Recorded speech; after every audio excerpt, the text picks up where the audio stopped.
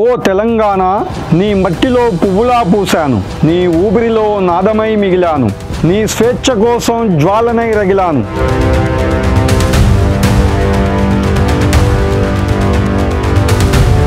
ఆయన కవిత్వం తెలంగాణకు మట్టికి ప్రాణం, మణిహారం.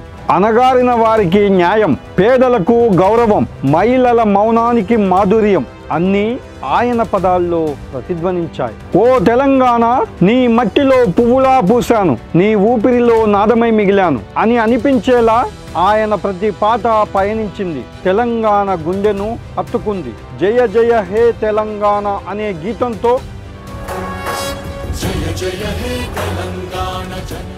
ఆయన పేరు ప్రజల గుండెల్లో చెరగని ముద్ర వేసింది. జనజాతరలో మన గీతం తెలంగాణ ఉద్యమం వెత్తున ఎగిసినప్పుడు ఉద్యమానికే ఊపిరయ్యింది. అది కేవలం పాట మాత్రమే కాదు, సమర గర్జన. ఆయన పదాలు ప్రజల నినాదమయ్యాయి. ప్రజలు చెమట రక్తం చిందిస్తుంటే అందశ్రీ గలం వారితో కలిసిపోయింది. ఆయన గీతాలు కేవలం పాటలు కాదు, ఆయన వాటిని ప్రజల హక్కుల ఏతువుగా మారుస్తూ రాశారు. సాహిత్యానికి ఆయన అంకిత భావం అజేయం.